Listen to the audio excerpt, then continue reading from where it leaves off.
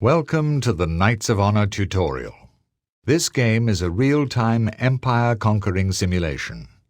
We recommend that you go through all of the tutorial pages in order to understand the game and fully enjoy its rich gameplay. Click the Next button to go further. Read the instructions in this tutorial window carefully. At any time, you can restart the current explanation by clicking the Rewind button in the tutorial window. To select another tutorial topic, you can click on the question mark button. To exit the tutorial, click on the Quit button. When you exit, your progress will be stored in your profile, so you can continue later. In Knights of Honor, you are the guiding spirit of a medieval kingdom in Europe. For the purpose of this tutorial, you're in charge of the virtual throne of the Kingdom of Ireland. In Knights of Honor, Europe is divided into provinces. Each province contains a town, and the kingdom that owns the town owns the entire province. In this case, below the arrow is the town in the only province that you currently possess, the town of Ulster in the province of Ulster. You may notice that sometimes the name of the town is the same as the name of the province, but in most cases they will differ. Besides a town, the provinces contain smaller settlements, the rural areas. There are several types of rural areas, each supplying the town with different resources. Notice that one of the rural areas is located at the coast and is called a coastal village. Also on the map you can see rivers, forests, mountains. You have a distant, zoomed-out view of the world at the bottom right of the screen, called the Minimap. It has different zoom levels and two modes, political and strategic. You can switch modes by clicking on the buttons above the Minimap. The flag on the town is your kingdom's flag, the Irish flag. This indicates that you own it. You can see what happens in that province because you own it. Keep in mind that sometimes the distance between your towns can be greater than the size of the screen. To locate them, you can scroll the map by moving the mouse pointer towards the edges of the screen. Eventually, when your empire becomes much larger, there are more convenient ways to navigate available to you. You can see the borders of your kingdom at the edge of the province. Beyond the borders are the territories of other kingdoms. You may notice that the foreign territories are slightly darker. This indicates that you can't see what is happening there. For example, there could be an enemy army camped there, but you won't be able to see it. However, in some cases, you will be able to see into foreign territories. For example, you could have a spy there. You could be allied with the kingdom, or the kingdom could be your vassal.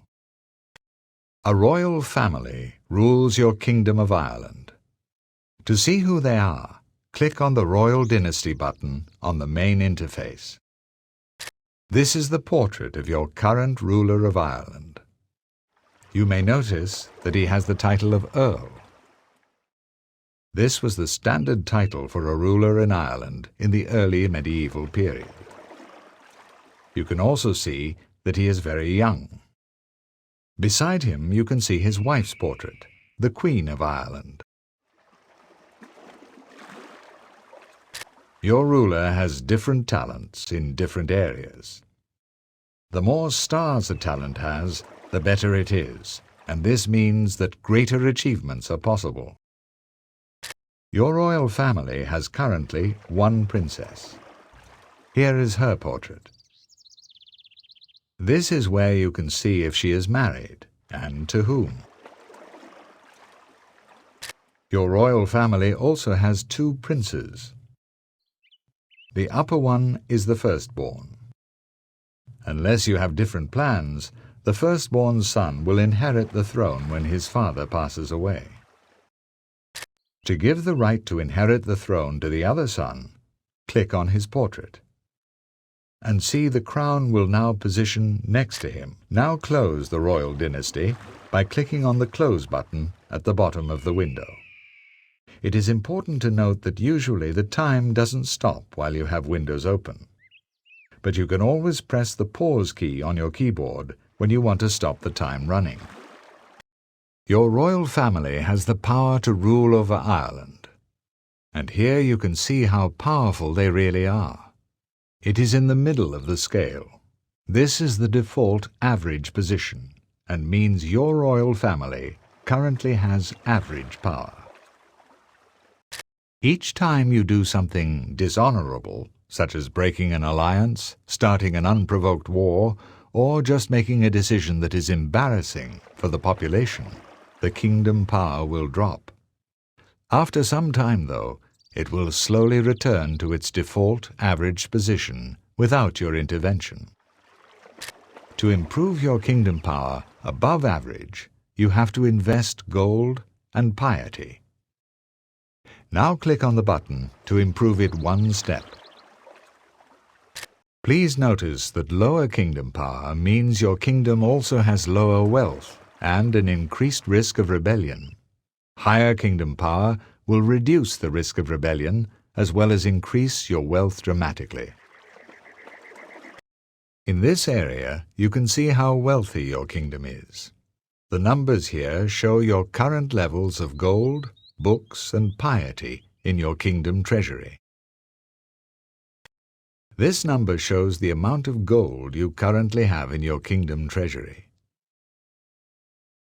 In brackets, you can see how much gold you are collecting. To see more information about gold, click on the number or the icon next to it. At the left of the window, you see from which sources your gold is coming. You can move your mouse pointer over a position and an explanation will appear.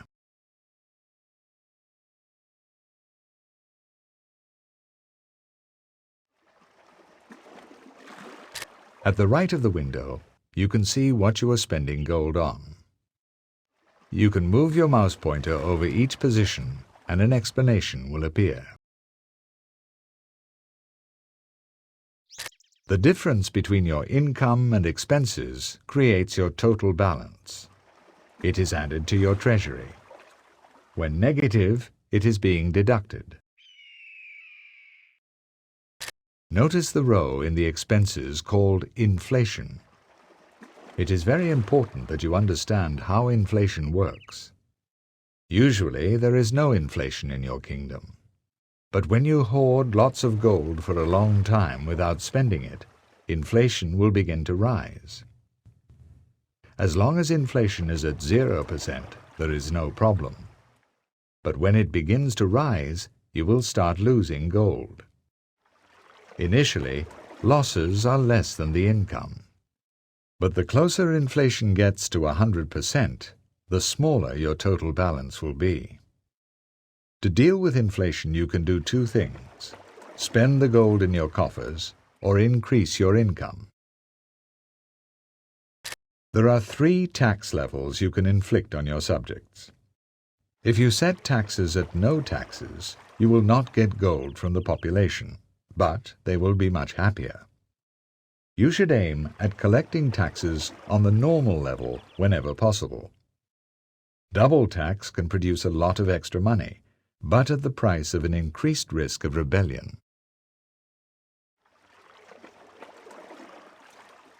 This is a special tax called war tax.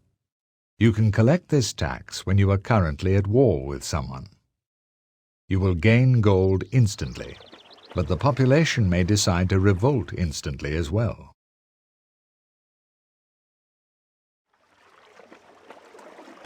To exit from this window, click on the Close button.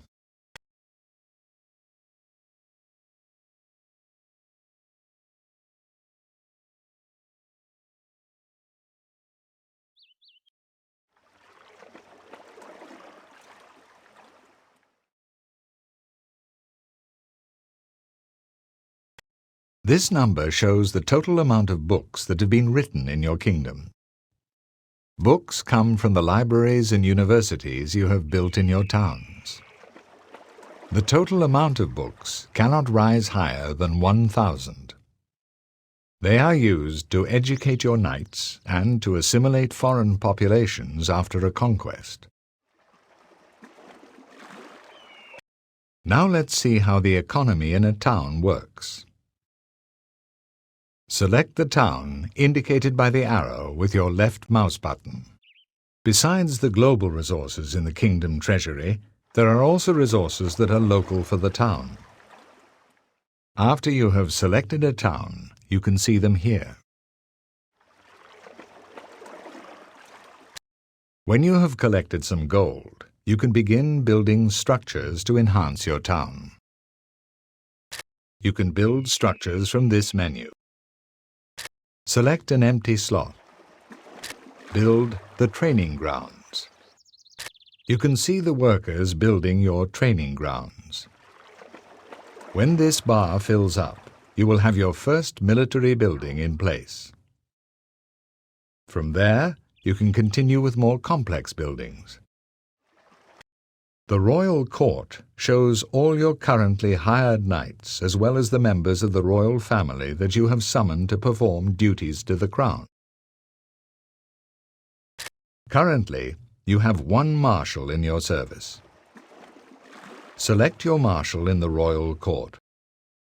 From the submenu, you can either find him on the map if you cannot see him, or you can exile him. All the different types of knight have contextual commands connected to their abilities. You can hire knights to perform roles as marshals, clerics, merchants, spies, landlords, and builders. Let's hire a cleric. Click on the Knights button. Now select Cleric.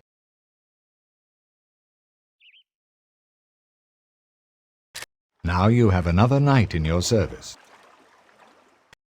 All knights require some initial investment to serve under your command and continue to require upkeep. Members of the royal family are free and they require no upkeep. At the moment, you don't have enough money to hire a merchant.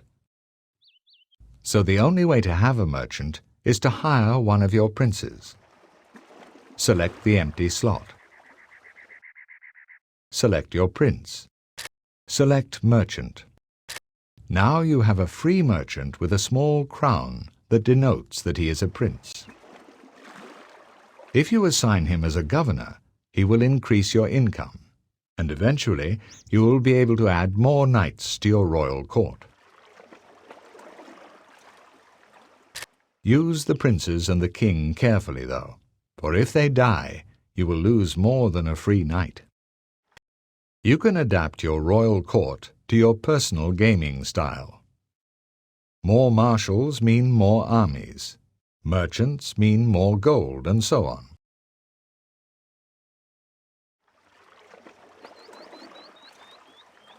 There are 3 more knight professions that you can choose from: landlord, builder, and spy.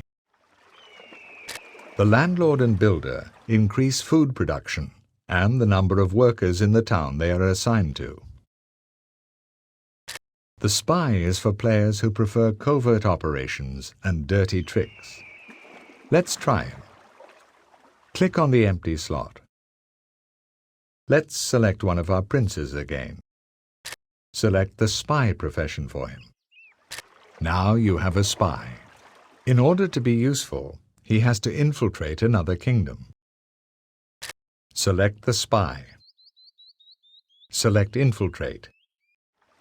Choose Leinster. There, your spy is in Leinster waiting to be hired. Every time Leinster hires a new knight, there is a chance that knight will be your spy.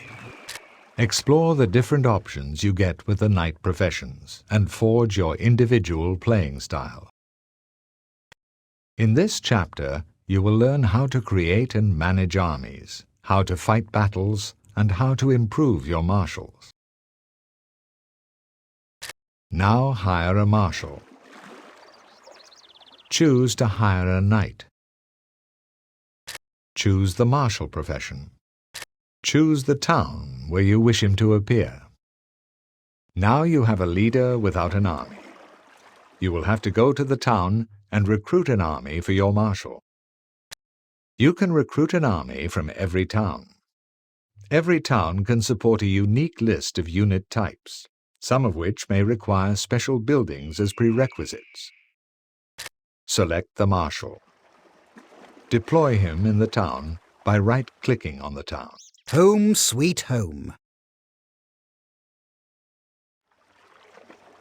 Click the Army Recruitment button. At this point, you can only hire peasants. Select the peasant icon to build one squad of peasants. You can see that there are 3 types of unit. The first type of unit is one specific to your kingdom. The second type is one of the provinces you are in. The third type is a special unit of other kingdoms or provinces that you can build at an increased price. Build 3 more squads of peasants. Now you are ready for some action. After you have recruited a leader and units, you can order your army to move out. Select the town. Select the marshal. Move him out of the town by right-clicking on the open field. On the road again.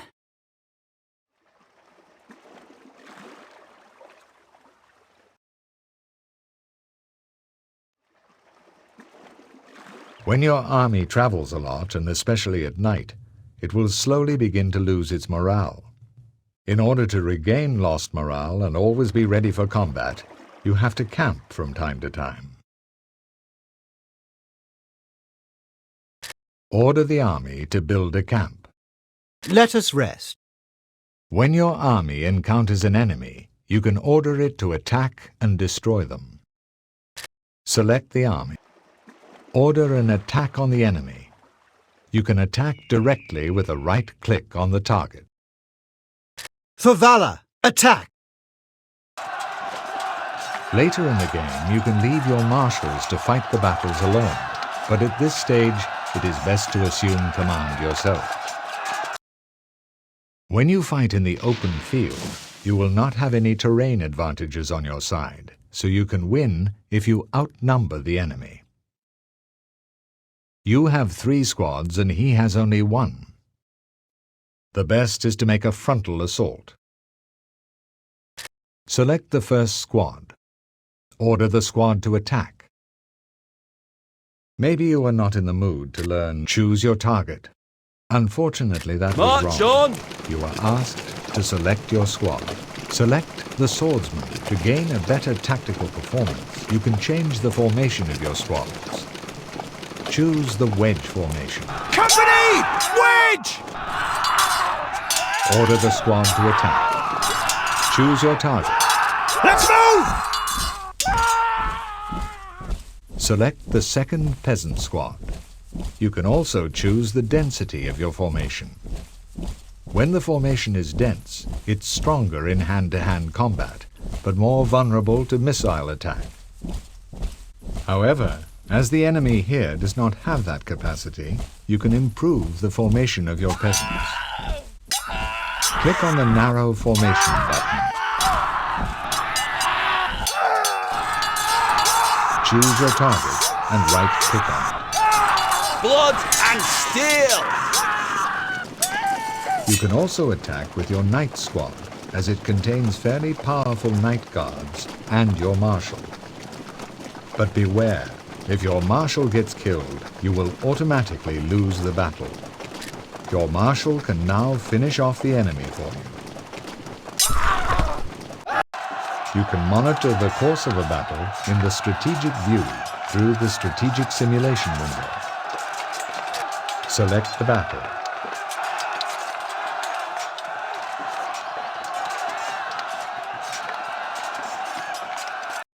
you will have some casualties after a battle ends. To replenish your army, go to the town. Select the army. Right-click on the town to deploy the army in it. Warm food at last.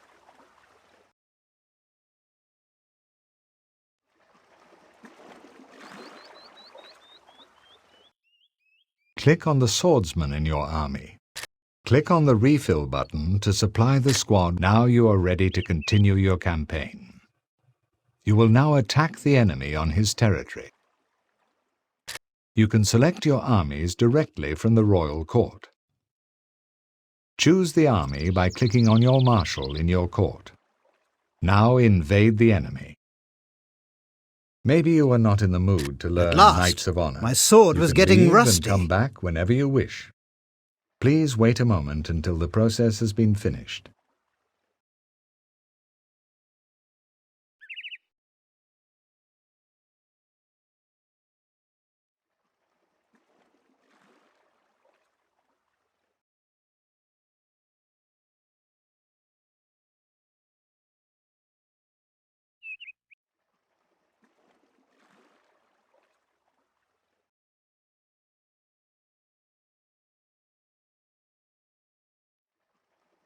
You can plunder enemy rural areas to harass him and lower the morale of his armies as well as to loot.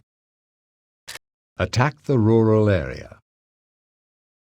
Maybe you are not in the mood to learn Destroy this nest of scum. You can leave and come back whenever you wish.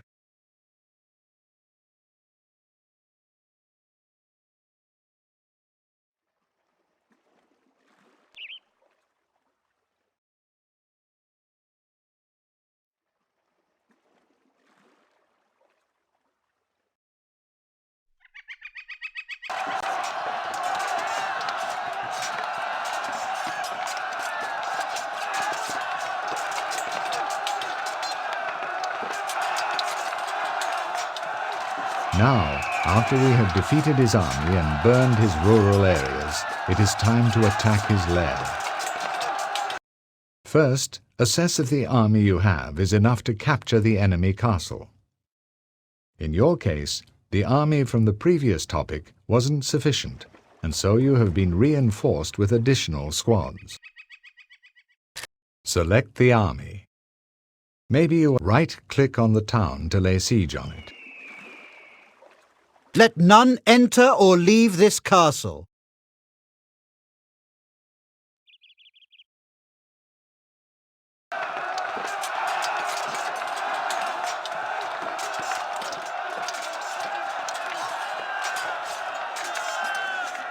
The siege will continue until the town runs out of food or until your army or the defenders die from siege attrition.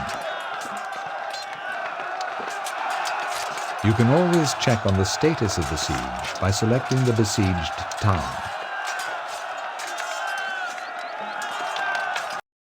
When your marshals fight, they gain experience, whether they win or lose. Of course, if they win, they add some hefty bonuses to the army and increase experience more quickly. When the experience bar is filled, the Marshal will get a skill point that you can spend on some of the Marshal's skills. Your Marshal has done well in the previous topic and now has a skill point to spend. Now let's spend it.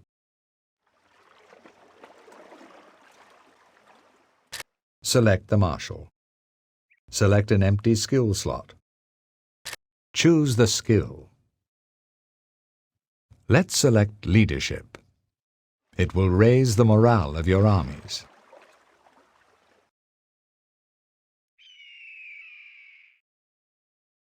Now your Marshal is a skilled leader. The more battles you win, the more skill points you earn, and eventually your Marshal will become extremely strong. There are a wide array of skills to choose from. Experiment with the different skills and find the ones that suit your character best. Introduction to the Political View. Select Political View from the main interface. Here you can see all the kingdoms shaded in different colors. The dark lines are the borders of the kingdoms. You get summarized information about any kingdom by just clicking on it. For example, click on Leinster. What you see is the name of the ruler and the kingdom. The traits of the ruler, the agreements that you have with it,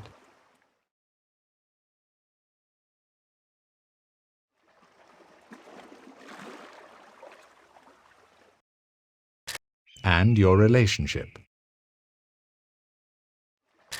There are many filters that you can use to gain different information. The filters give you kingdom information and province information. The default mode of the political view is the kingdom filter.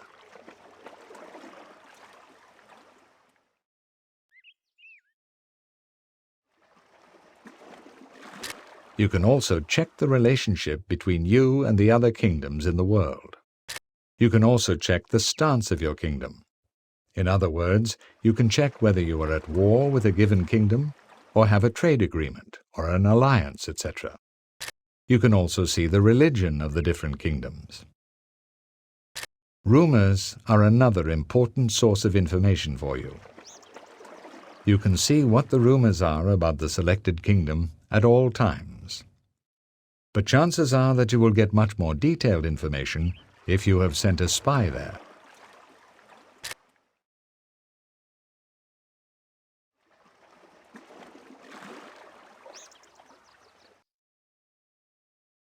Now let's check out the rest of the filters that give more province-related information.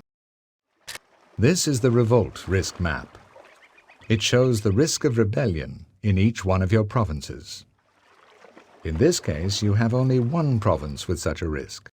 This is the level of development and revolt risk filter. It enables you to take a quick glance at the level of development of each town, as well as the active rebellions in the world. At the same time, it gives you color-coded information about the revolt risk in your kingdom per province. You can also see what land features are present in your provinces, and which trade goods or exotic goods you produce or import. After you have gathered information, you can contact some of the other kingdoms and begin diplomatic negotiations. You can ask for an audience virtually anywhere by clicking an object, such as a rural area, town or army, for example, that's owned by the kingdom you want to speak to. However, the best way to do this is to use the political view. It is much more convenient and the information is much more detailed. This is especially useful for negotiations. Before you engage in diplomacy, you have to consider what you want to achieve. Depending on your overall strategy, the diplomatic tools can be very powerful or totally useless. Have a look at what your current political situation is. Open the political view. Check if you are at war with someone. As you can see, you are at war with Munster. This is useful information. You are also at peace with Leinster. Let's continue your diplomatic adventure. Open the political view. Now try to sign a peace treaty with Munster. Please remember that any active war without a reason will increase the risk of revolt. Click on Munster. Click on the portrait of the ruler to get an audience with him. Munster and your kingdom have not fought a battle recently. Try to offer a white peace. Unfortunately, he has rejected your wish for peace. Maybe he wants you to pay him a tribute, which is quite preposterous considering that you've never met on the battlefield. Try to make him reconsider his foolish position. Open the political view. You learn now how to make an alliance with Leinster and ask them to attack Munster. First, check our relationship with Leinster. You are fortunate. Ireland has a perfect relationship with Leinster. The plan may work fairly well. Now click on Leinster. Ask for an audience. Offer a trade agreement.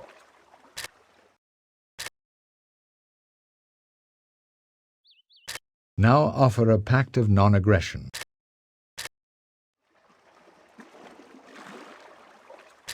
Now cross your fingers and offer an alliance pact. Perfect. Now the ruler of Munster will regret his impudence. Invoke your alliance with Leinster. Ask Leinster to attack Munster. As you have just seen, you can manipulate the game events in your favor. Diplomatic measures will work, but not all the time, just as it is in real life. As a rule of thumb, you must have good relations with a kingdom that you want to negotiate an agreement with. Another rule is that everybody likes gifts. The other, however, is up to you.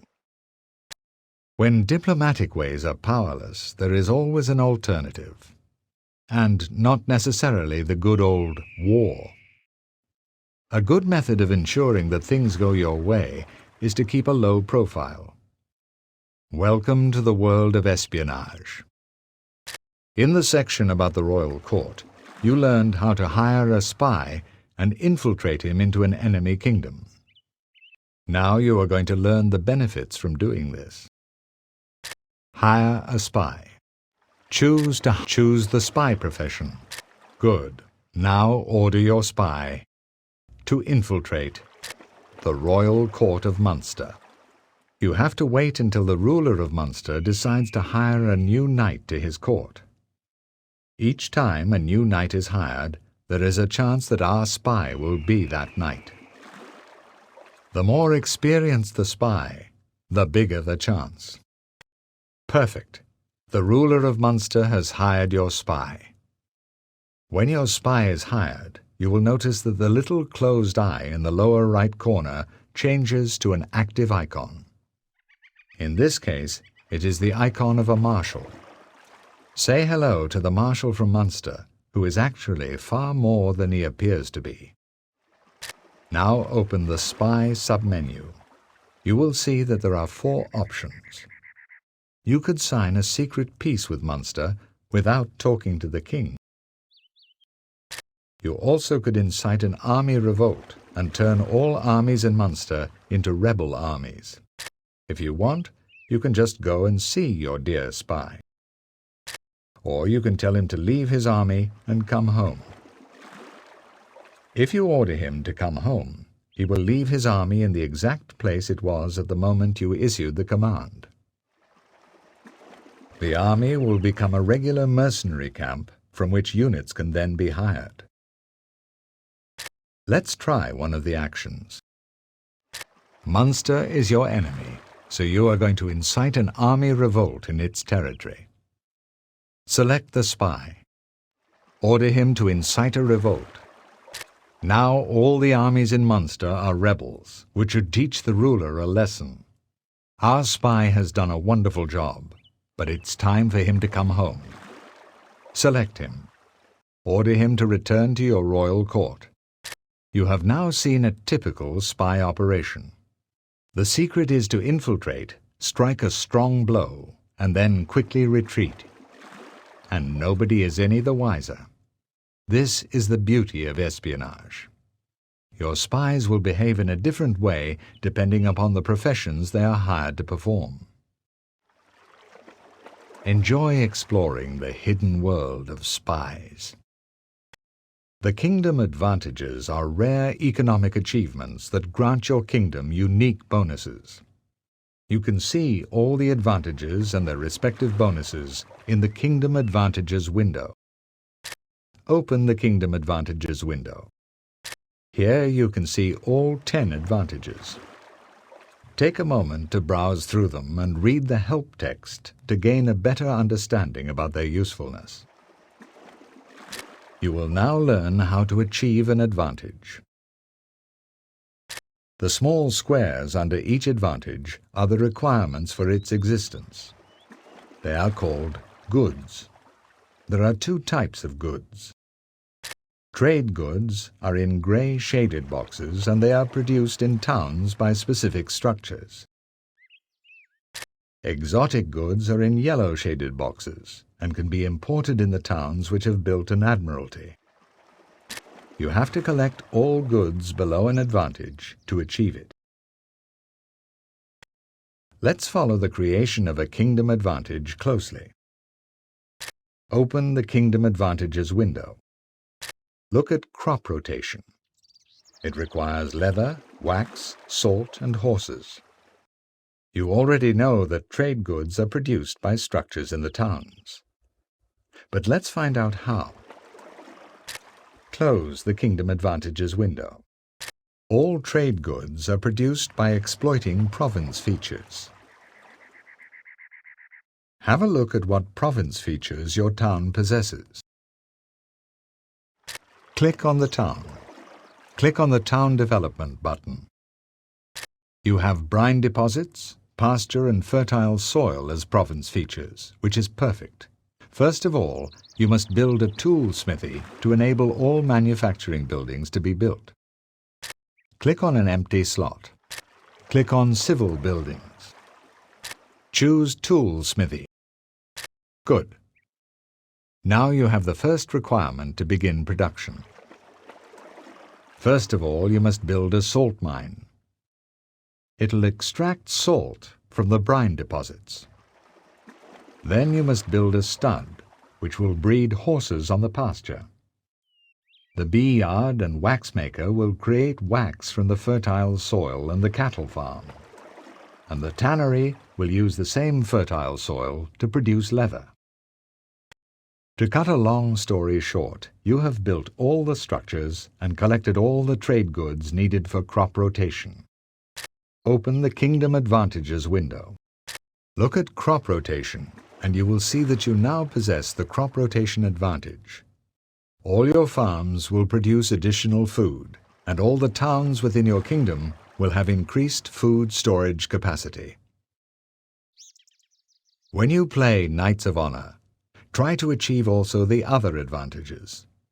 If you achieve all 10 advantages, you will win the game instantly. You have come to the end of the tutorial. You now should have enough knowledge to forge a strong empire. But every time you feel lost, you are welcome to come back to refresh your skills.